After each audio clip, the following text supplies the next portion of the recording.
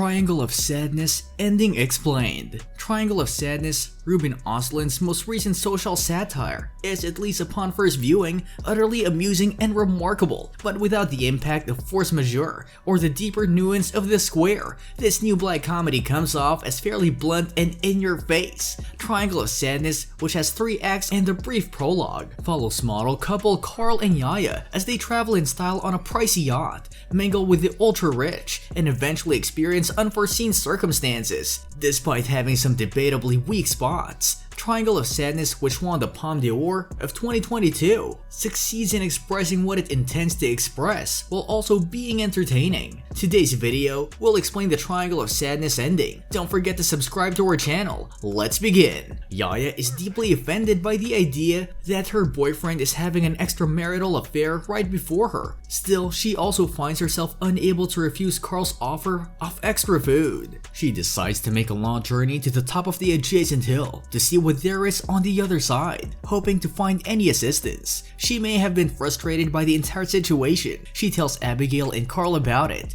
and Abigail agrees to go with her as they ascend the hill. Yaya criticizes the self-proclaimed captain for the incident with Carl, but she also gives Abigail praise for her ability to manage a matriarchy so quickly and successfully. Who knows if Yaya truly believes what she says, or if she says it to keep her connection with Abigail intact. Yaya finally appears to glimpse something and is thrilled by it, as the two women descend the hill from the opposite side. When Abigail arrives at the location, the two women notice a contemporary elevator installed on the side of the rock, indicating that the island is not uninhabited and does have a 5-star resort on one side of it. Yaya is overjoyed to learn that they will be saved and is eager to go back to the survivors camp to tell the others. Abigail instantly understands that if this were to occur, she would lose her identity as the captain and the benefits of being at the top of the social scale. She excuses herself, grabs a large rock, and then comes up behind Yaya as soon as Yaya mentioned that she wished to help Abigail by hiring the woman as her assistant after returning to their life. The newly constructed social structure appeared to vanish instantly, although it isn't explicitly depicted. Abigail most likely uses the rock to kill Yaya before returning to the other survivors. The film Triangle of Sadness closes with an image of Carl running through the island's forest, which could imply that he's looking for the two women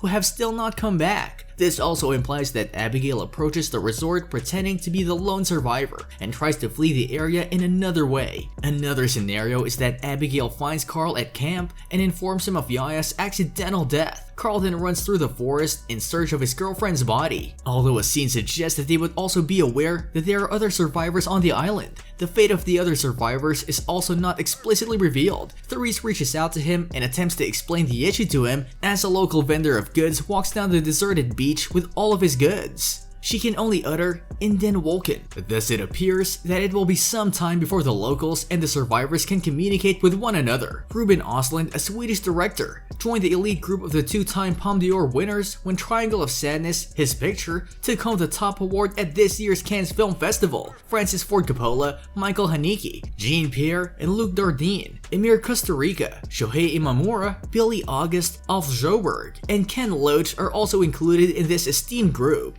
However, those international film industry heavyweights never won for a movie that featured an absurdly long scene of people on a luxury yacht, violently throwing up and peeing themselves during a storm at sea. Östlund, 48, takes great delight in challenging the conventions of premium art cinema, and his earlier works, Force Majeure and the Palme d'Or winning The Square, are both razor-sharp social satires. They constitute a loose triptych of privilege and modern masculine anxiety when combined. But in addition to being sharp analysis of contemporary society, his films are also a lot of fun. That's all for this video. What are your views on it? Do let us know in the comment section below. We will be back soon with another informative video. Don't forget to like and share this video. Until next time.